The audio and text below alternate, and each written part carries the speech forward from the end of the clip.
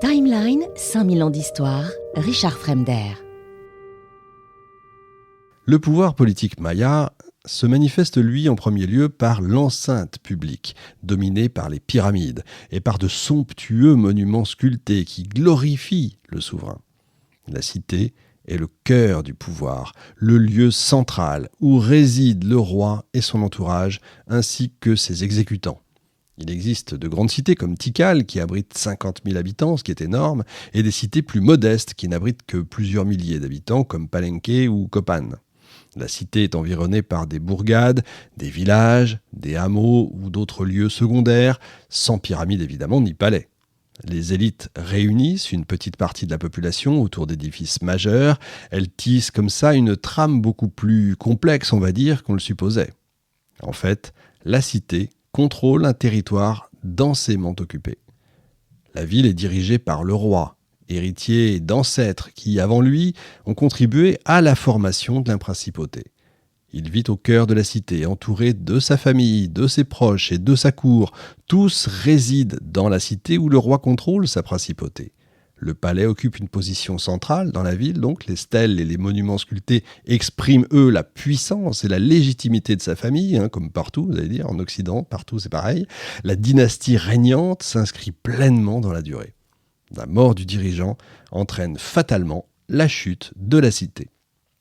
La puissance et la longévité de la dynastie se manifestent par la multiplication de stèles et des édifices publics.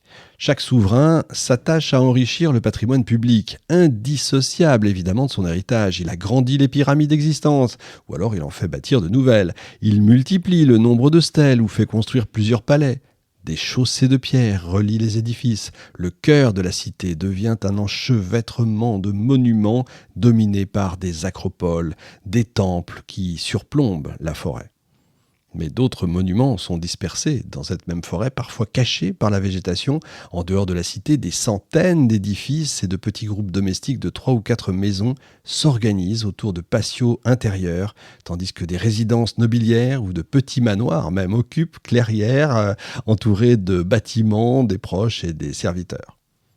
Eh bien, ils sont les vestiges d'un centre public lié au pouvoir d'une dynastie vaincue. Le territoire maya constitue donc un tissu urbain complexe, mais dénué de rues. La cité couvre un territoire lié au centre public par des relations étroites.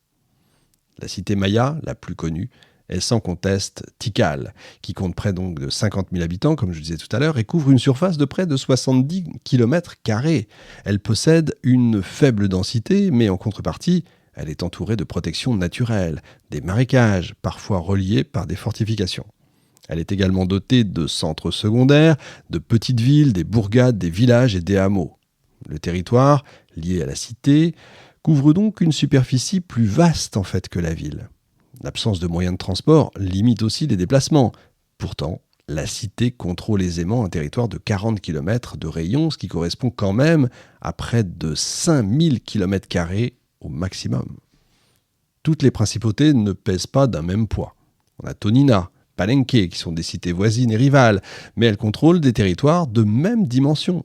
En revanche, Tikal et Calakmul atteignent des tailles exceptionnelles et exercent leur influence sur leurs cités voisines, plus petites et moins capables d'affirmer leur autonomie. Il existe donc une hiérarchie des principautés. Une cité de moyenne importance pourrait choisir de se placer sous le contrôle d'une autre, plus puissante, et bénéficierait ainsi de sa protection, sans perdre son indépendance, en échange d'un appui lors des conflits avec d'autres entités politiques. Vous avez là un système de vassalité qu'on connaît parfaitement chez nous aussi, qui pourrait expliquer certaines alliances entre Tikal et des cités voisines face aux menaces, par exemple, de Calakmul. Mais cette explication ne correspond pas aux faits connus. Tikal impose son pouvoir à Rio Azul et installe sur le trône de Dos Pilas un membre de sa dynastie, qui d'ailleurs va se retourner contre lui. L'organisation politique des cités mayas et leur rattachement à une sphère d'influence semblent plutôt ressortir d'un opportunisme aléatoire. Chaque cité, chaque dynastie mène sa politique au jour le jour, si vous préférez. Les liens de parenté et de vassalité ne semblent pas suffisants pour donner aux alliances une cohésion durable. En réalité, Les trahisons et les ruptures d'alliances sont bien plus nombreuses que les témoignages de fidélité. Même alliées, les cités restent avant tout des rivales. Chaque dynastie régnante souhaite alors s'inscrire dans la durée pour légitimer son pouvoir. Elle doit prouver que son pouvoir remonte à la plus haute antiquité face aux habitants de la cité et surtout face aux rivales d'à côté. Elle n'hésite pas pour ça à inventer des ancêtres mythiques. L'exemple le plus illustratif, c'est celui du fils de Pakal, le roi de Palenque. Désireux de renforcer sa légitimité, il allonge l'histoire véridique de sa famille en ajoutant carrément 4 générations purement fictives. On a également vu tout à l'heure que Tikal faisait remonter ses origines à 1139 avant notre ère, alors qu'à cette date, le site n'est tout simplement pas encore occupé. Pour les souverains, il est capital de s'inscrire dans une lignée où le pouvoir se transmet de père en fils sans discontinuer.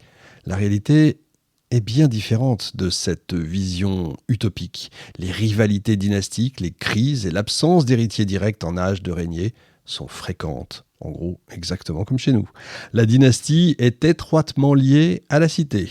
Afin de renforcer son trône et de disposer des moyens de son ambition, le souverain contracte des alliances matrimoniales avec d'autres dynasties. Par exemple, le premier roi de Dos Pilas épouse une femme de la cité voisine d'Ichan. En échange, il donne l'une de ses filles en mariage à un dirigeant de Naranjo afin de s'attirer les faveurs de la cité. Les mariages royaux permettent donc de constituer un réseau de cités favorables à la politique d'expansion des cités les plus dynamiques. Les dynasties mayas sont donc associées par des liens de parenté complexes. On pourrait dire, là encore, la même chose chez nous, mais ce sont des États et non pas des cités. Les inscriptions sur les temples ou les stèles célèbrent la stabilité et la puissance des dynasties héréditaires qui contrôlent leur cité d'une main de fer, et au sein de laquelle quand même le pouvoir se transmet de père en fils. Les faits viennent contredire en fait cette vision idyllique. Les changements de dynastie sont fréquents suite à une conquête ou à la domination de la cité par un État plus puissant. Et comme ça, on a Tikal qui s'empare de Rio Azul et de Dos Pilas et installe à leur tête un nouveau dirigeant converti bien sûr à la cause. Des coups d'État, des renversements peuvent avoir lieu. En exemple, les premiers rois de Yaxchilan peuvent être des usurpateurs. Chaque cité-État est gouvernée par un alak unique, le vrai homme, appelé aussi Alao ou Kualalao, le divin seigneur, pardon pour la prononciation. Sa charge est héréditaire, mais il n'est pas pour autant un monarque absolu. Son rôle principal, c'est d'entrer en contact avec les divinités et d'obtenir leur faveur pour sa dynastie et pour sa cité. L'exercice du pouvoir est un honneur, une source de richesse et de prestige, mais quand même aussi une charge. Le roi doit assurer la vie de sa communauté, de son peuple. Il est le chef des guerriers, celui qui les mène à la victoire. Il s'expose au péril parce que c'est sa valeur qui en impose à son peuple comme à ses ennemis. Et ses responsabilités ne sont pas moins importantes en temps de paix. Il porte sur ses épaules la bonne marche tout simplement de l'univers. C'est lui qui est responsable de la venue des pluies, qui permet les récoltes. Les disques du terrain de jeu de Baal de Copan représentent le roi, affrontant les forces maléfiques du monde souterrain pour assurer la renaissance végétale. Si le roi perd, le maïs poussera-t-il ? Que vaut la puissance royale si le maïs ne pousse plus ? Alors on le voit, la fonction de roi n'est quand même pas une sinécure, c'est véritablement un fardeau. Timeline, 5000 ans d'histoire, Richard Fremder.